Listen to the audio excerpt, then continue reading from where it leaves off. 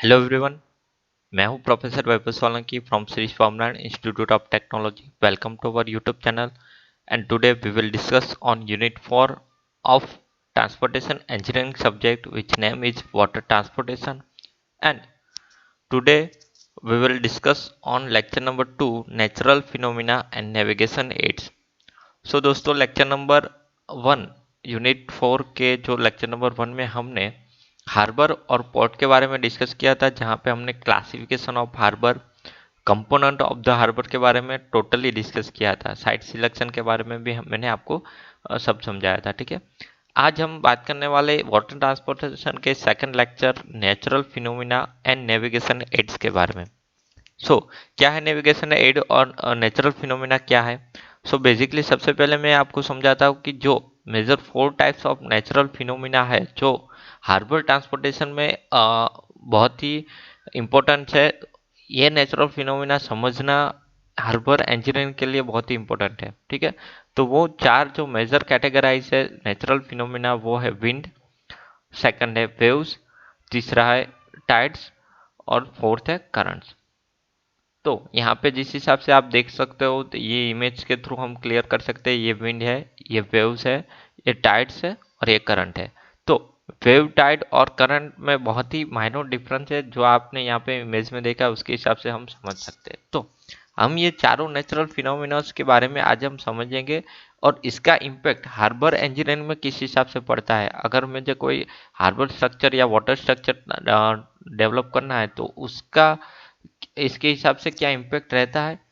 और दूसरा कि वाटर ट्रांसपोर्टेशन में इसके ये जो चारों है इसके अकॉर्डिंग कौन कौन से फैक्टर है वो जो नेचुरल फिनोमिना के हिसाब से डायरेक्टली अफेक्ट करेंगे, उसके बारे में हम डिस्कस करेंगे। दोस्तों, विंड क्या है? Wind is a horizontal movement of air. जो कि हमारी जो एयर है उसका हॉरिजॉन्टल मूवमेंट है। किस वजह से? Due to difference in air pressure which are caused by differential heating and cooling। हम सबको पता है कि जो एटमॉस्फेयर में हीटिंग और कूलिंग डिफरेंट डिफरेंट हो रहा है, उसकी वजह से जो एयर प्रेशर आ रहा है उसमें भी बहुत डिफरेंस हो रहा है। तो जो ये जो एयर प्रेशर है उसकी वजह से हॉरिजॉन्टल मूवमेंट, एक एयर का एक हॉरिजॉन्टल मूवमेंट बनता है। उस हॉरिजॉन्टल मूवमेंट को हम विंड बोलते हैं। और इस विंड और ऑलरेडी जो है, इन शॉर्ट हम इसको ये बोल सकते हैं कि wind means air in motion, कि जितनी भी एयर है वो मोशंस में है तो उसको हम विंड बोलेंगे। कैरेक्टरिस्टिक क्या है? तो बेसिकली 3 कैरेक्टरिस्टिक है: डायरेक्शन, फ्रीक्वेंसी और इंटेंसिटी।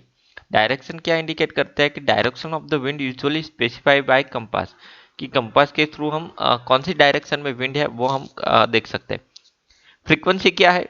कि frequency of the wind is the percentage of time in a year it will be blow from particular direction, कि कौन सी डायरेक्शन में ये विंड है वो उसके परसेंटेज क्या है थ्रू आउट द ईयर, कि कितने डायरेक्शन में वो जा रही है। तो ये उसकी फ्रीक्वेंसी हुई। और थर्ड है intensity. Intensity gives the velocity of the wind, कि जो विंड है उसकी वेलोसिटी क्या है। तो ये इसको हम बोलेंगे इंटेंसिटी। तो मेजरली ये 3 कैरेक्टरिस्टिक है: direction, frequency and intensity. So speed of the wind is express in not, कि जो हमारा जो सिंबल रहेगा हम इसको नॉट के थ्रू हम विंड को मेजर कर सकते हैं या तो एक्सप्रेस कर सकते हैं कि विंड की कितनी स्पीड है। And wind strength is measure by kilometre per hour, कि विंड की स्ट्रेंथ हम किलोमीटर पर आवर में मेजर करेंगे। बेसिकली एक यूनिट है, आपको याद रखना है, 1 knot is equal to 1.852 kilometre per hour. 1 knot का जो मीनिंग है वो रहेगा कि 1 knot is equal to 1.852 kilometre per hour. Waves के बारे में आपको समझाता हूँ कि waves are a periodic undulation of the sea surface, कि जो हमारा वाटर सरफेस है वहाँ पे जो एंड्यूलेशन हमको देखने को मिलता है वाटर का, तो उसको हम वेव्स बोलेंगे। वाटर वेव्स क्या किस हिसाब से जनरेट होती है? कि एनर्जी जो ट्रांसफॉर्मेशन होता है, ठीक है, from air moving over the water, कि जो वाटर सरफेस है उसके ऊपर, वाटर के ऊपर जो एयर मूविंग होता है उसकी वजह से एनर्जी ट्रांसफर होती है और उसकी वजह से वेव्स जनरेट होती है। और इस वेव का जो पीरियोडिक अंड्यूलेशन है उसको हम वेव्स बोलेंगे। ठीक है, ये वाटर वेव्स का। सो कॉजेज ऑफ सी वेव्स, कौन कौन से सी वेव्स है, उसकी रीजन क्या है? तो पहला कि मैंने आपको समझाया कि एयर मूविंग की वजह से हो रहा है, मतलब कि पहला कॉज है विंड।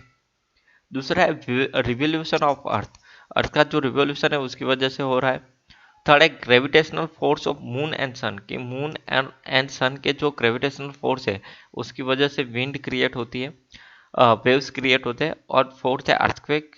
और लास्ट है लैंडस्लाइड और सीसोर, कि अर्थक्वेक, लैंडस्लाइड और सीसोर, सीसोर है, इसकी वजह से वेव्स क्रिएट होने के चांसेस ज़्यादा है। तो ये कॉजेज ऑफ सी वेव्स है। टाइप्स ऑफ सी वेव क्या है? तो basically deep sea wave, shallow sea wave, oscillatory waves जिसको हम अनब्रोकन वेव बोलते हैं, जो बेसिकली डीप वाटर में ट्रैवल करती है, translatory waves, capillary waves, surf, surf किसे बोलते हैं? कि बेसिकली जो वाटर होता है जहाँ पे low height and long wave produce होता है बाय विंड, की जिस जो वेव्स है उसकी हाइट बहुत कम है और उसकी लेंथ ज़्यादा है, तो इस वेव्स को हम सर्फ बोलेंगे। जहाँ पे हमने देखा होगा कि हम सी पे जो वेव्स है उस पे जो हम सर्फिंग कर सकते हैं, ठीक है, तो उस सर्फिंग कर सकते हैं वो जो वेव्स होते हैं उसको हम सर्फ बोलेंगे। दूसरा है सर्ज, सर्ज साइक्लोन के थ्रू प्रोड्यूस होता है। और उसके बाद है सुनामी, सुनामी प्रोड्यूस होता है कि वल्कनो इरप्शन से या तो अर्थक्वेक से। So this is the type of sea wave. Deep sea wave जो बेसिकली जो उसका जो ट्रैवलिंग होता है वाटर का वो हाई डेप्थ ऑफ वाटर में होता है। सैलो सी वेव्स वो basically upper direction, upper surface पे होता है वाटर के, जो ज़्यादा डेप्थ में नहीं होता। ऑसिलेटरी, ट्रांसलेटरी और कैपिलरी मैंने जब आपको समझाया कि कैपिलरी क्या है, कि बिलो द अर्थ सरफेस, कि अर्थ क्या है उसकी सरफेस से नीचे से जो कैपिलरी राइज होता है, वाटर राइज होता है, उसकी वजह से जो वेव आती है, ठीक है ना, वो। तो ये है टाइप्स ऑफ सी वेव्स। यहाँ पे हम इमेज देख सकते हैं, तो इसको हम डीप सी वेव्स बोलेंगे, इसको हम ऑक्सीलेटरी वेव्स बोलेंगे जिसकी इफेक्ट ऐसी रहेंगी, ठीक है। तो इस हिसाब से हम देख सकते हैं। तो this is the all types of waves. यहाँ पे कुछ बेसिक इक्वेशन के साथ हम वेव वेलोसिटी और फेज को समझेंगे। वेव वेलोसिटी क्या है कि जो वेलोसिटी को इंडिकेट करें हम v से, तो v is equal to L upon T, जहाँ पे l is equal to length है और t is equal to wave period है। इसका मतलब है कि जो हमारा जो ये जो एक्सेलरेशन होता है, ठीक है, तो ये फॉर एग्जांपल हमारी वेव्स है उसका मैंने डायग्राम है, तो ये इसकी हाइट है और ये जो डिस्टेंस है वो ट्रैवल कर रही है। और एक क्रेस्ट से लेके दूसरे के क्रेस्ट तक जो लेंथ है उसको हम वेव लेंथ बोलेंगे। जो बिलो पार्ट है उसको हम थ्रू बोलेंगे। तो ये हमने ऑलरेडी कहीं ना कहीं स्टडी कर लिया है। तो इसके हिसाब से ये जो मूवमेंट हो रहा है इसके हिसाब से यहाँ पे टी है तो वो है वेव पीरियड, की कुछ टाइम में ये जो टाइम्स है वो कितनी बार में ये मूवमेंट एक पॉइंट से लेके दूसरे पॉइंट तक कितने टाइम में डिस्टेंस करता है और ट्रैवल करता है, इसको हम वेव पीरियड बोलेंगे, जो हमारा सेकंड में रहेगा, जिसको हम कैपिटल टी से इंडिकेट करेंगे। L is equal to length of the wave है, जिसको हम यहाँ पे इंडिकेट किया है एल से। तो wind velocity is equal to length upon wave period, तो हमें वेलोसिटी मिल जाएगी। फेज किसे बोलते हैं? कि कोई भी straight line stretch of the open water available for wave growth without the interruption of the land is called phase. Phase की यहाँ पे डेफिनेशन है, किसे बोलेंगे? कि जो ओपन वाटर है, ठीक है, तो वहाँ पे जितना भी स्ट्रेच अवेलेबल है, कि जहाँ पे उस स्ट्रेट लाइन है उस स्ट्रेट लाइन में wave growth without interruption of land, land के इंटरप्शन के बिना जो वेव्स वाटर अवेलेबल है, ठीक है, उसको हम फेज बोलेंगे। उसका सिमिलर इक्वेशन है H is equal to 0.34 under root F. ये आपको याद रखना है, F is equal to phase, जो हमने देखा कि पूरा स्ट्रेच है स्ट्रेट लाइन के एरियाज में, ठीक है, जिसको हम किलोमीटर में इंडिकेट करेंगे। और यह है वेव हाइट, जिसको हम मीटर में इंडिकेट करेंगे। वेवलेंथ कैसे बोलते हैं? L is equal to T square upon 2 pi into G. L is equal to length of the wave, जिसका इंडिकेशन है 1.56, टी स्क्वायर से हम यहाँ पे इंडिकेट करेंगे यहाँ पे जो है, और T is equal to wave period. तो इस हिसाब से हम वेव की जो लेंथ है उसको हम मेजर कर सकते हैं। वेव ब्रेकिंग है तो जो ब्रेक हो रहा है when the forward velocity of the crest particle exceed the velocity of the wave propagation itself in a deep water. तो किस हिसाब से वेव ब्रेक होगी, तो उसका जो क्रेस्ट पार्टिकल है वो एक्सीड हो रहा है उसकी वेलोसिटी, और जो जिस प्रोपोगेशन में आगे बढ़ रहा है उसकी वजह से वेव्स ब्रेक हो गए। तो waves break again the marine structure give rise to, जिसकी वजह से comparison due to directional flow force, shearing action at the projection of the force of the wall, suction effect due to return water, seabed foundation disturbance due to downward force, इन सभी चीज़ों को हम देख सकते हैं।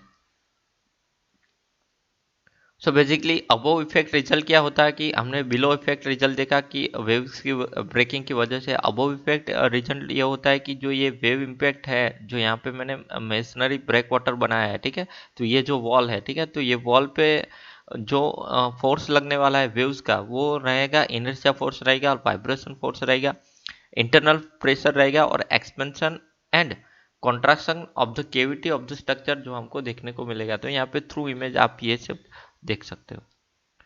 नेक्स्ट हमने यहाँ पे जो विंड के बारे में डिस्कस किया, वेव्स के बारे में डिस्कस किया। थर्ड और इम्पोर्टेंट फिनोमिना है जिससे हम टाइड्स बोल रहे हैं। टाइड क्या है कि हमको पता है कि due to gravitational force of the sun and moon there is a rise and fall in ocean water, it's called tide. कि सन और मून के ग्रेविटेशनल फोर्स की वजह से जो ओशन वाटर है और ओशन वाटर में जो राइज एंड फॉल हमको दिखाई दे रहा है उसको हम टाइड्स बोलेंगे, ठीक है। तो basically rise in water level is called high tide, suddenly जो वाटर लेवल में राइज आ रहा है, ठीक है, तो इसको हम हाई टाइड बोलेंगे। और fall in a water level is called low tide, कि अगर फॉलिंग हो रहा है वाटर लेवल में तो उसको हम लो टाइड बोलेंगे। सो मेडिटेरेन सी है जो, ठीक है, तो वहाँ पे उसकी जो हाइट है बेसिकली टाइड्स की वो है 0.5 टू 1 मीटर। और जो गल्फ सिटी है जिसको हम गल्फ ऑफ फंडी बोल रहे हैं, ठीक है, तो यहाँ पे अफ्रीका है, ये सब चीज़ें हैं, ठीक है। तो जो गल्फ है वहाँ पे उसकी जो हाइट होती है बेसिकली वो 15 से 20 मीटर तक है। तो यहाँ पे हम कनेक्ट कर सकते हैं कि एटलांटिक ओशन है कम्प्लीटली इनक्लोज लैंड के थ्रू है, ठीक है। और ये जो एटलांटिक कोस्ट है जिसको हम बे ऑफ फंडी और गल्फ ऑफ फंडी बोल रहे हैं, ठीक है, तो वहाँ पे हाइट रहेगी टाइड्स की 15 से 20 मीटर। कौन कौन से टाइप्स है टाइड्स के? टाइड्स में हम टाइप्स को डिवाइड करें और या तो क्लासिफाई करें तो इसमें है स्प्रिंग टाइड। स्प्रिंग टाइड क्या है कि सन मून और अर्थ की ये जो फुल मून कंडीशन है ये है, और न्यू मून कंडीशन है जहाँ पे अर्थ मून है उसकी पोजीशन है अर्थ और सन के बीच में।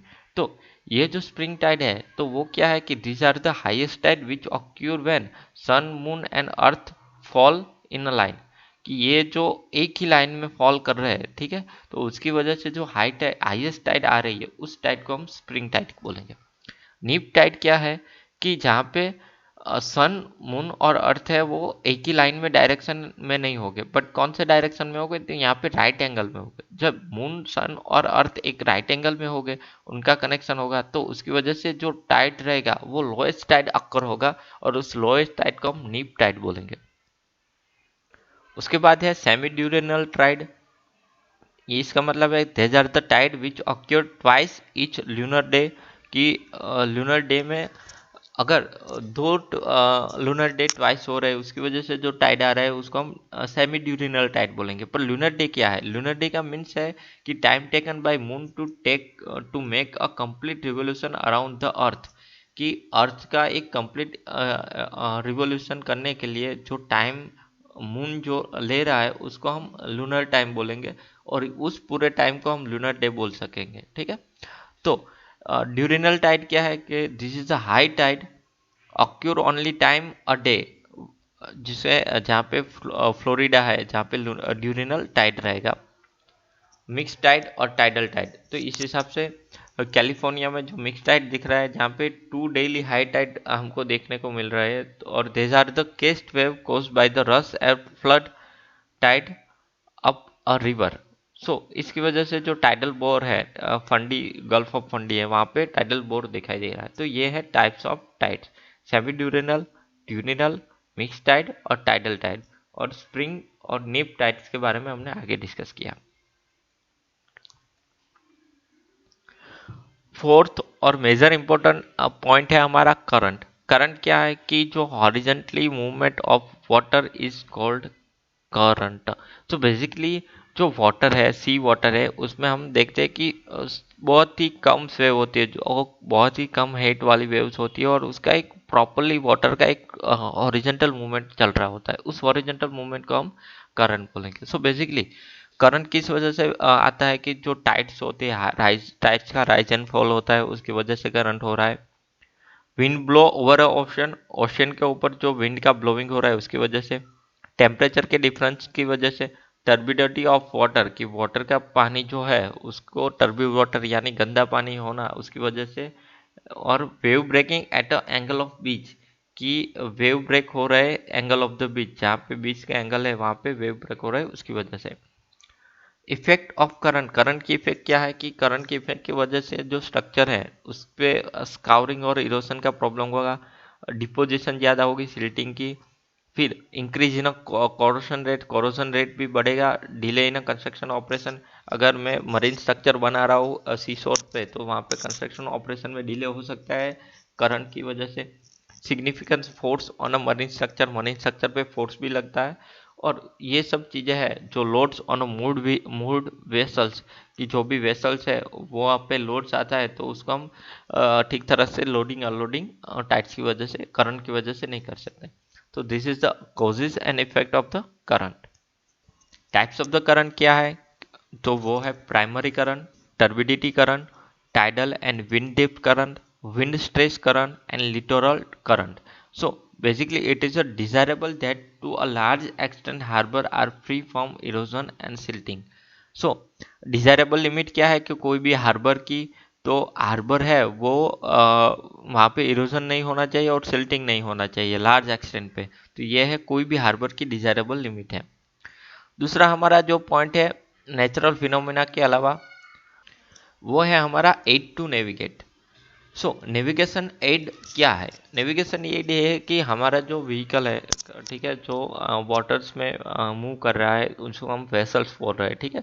वेसल है या शिप है जो नाइट ड्यूरेशन में मूवमेंट कर रहा है, तो नाइट ड्यूरेशन में हमको पता है कि लोअर विजिबिलिटी की वजह से जो हार्बर के पॉइंट है वो हमको डायरेक्टली विजिबल नहीं होते। वो विजिबल करने के लिए और जो डायरेक्शन है उसको गाइड करने के लिए और प्रॉपर डायरेक्शन में हमारा जो वेसल्स है वो मूव करे, तो उसके लिए हमको क्या करना पड़ेगा, तो उसके लिए हमको एक स्ट्रक्चर प्रोवाइड करना पड़ेगा जिसको हम नेविगेशन बोलेंगे। और ये जो प्रोसेस है जहाँ पे हम लाइट हाउस है, लाइट शिप है, रेडियो बीकॉन है, फोक सिग्नल है, बुयोज है, और डे बीकॉन्स है, इन सभी नेविगेशन एड का यूज करके हम हमारा जो वेसल का मूवमेंट है उसको हम फ्री और इजीली कर सकते हैं ऑन द सी। तो उसकी वजह से बहुत सारे एक्सीडेंट और बहुत सारी कॉजेज बच जाएंगे, ठीक है। तो यहाँ पे हम एड टू नेविगेशन के बारे में डिस्कस करेंगे। सो इम्पोर्टेंस क्या है कि enhance the safety and can act good at safety barriers, help to improve safety at a seas, कि जो सीज लेवल है वहाँ पे सेफ्टी इंप्रूव करने के लिए। Finding and safety navigating a narrow channel in a wide expanse of the water, also help marine structure determining their position with respect to land और navigation hazard और hidden danger. तो इन सभी में navigation aid helpful है। Types of navigation aid क्या है, depending upon the structure, के स्ट्रक्चर के ऊपर डिपेंडिंग है, तो वहाँ पे दो टाइप है, फिक्स्ड है और फ्लोटिंग है। तो ये जो हमको नेविगेशन लाइट शिप दिखाई दे रहा है वो फिक्स्ड है। और फ्लोटिंग क्या है कि जो सी वेव्स पे मूव कर रहे हैं या तो फ्लोट कर रहे हैं, उस स्ट्रक्चर को हम फ्लोटिंग कहेंगे। तो इस हिसाब से नेविगेशनल एड है जिसको हम फिक्स्ड और फ्लोटिंग उस दो टाइप में डिवाइड कर सकते हैं।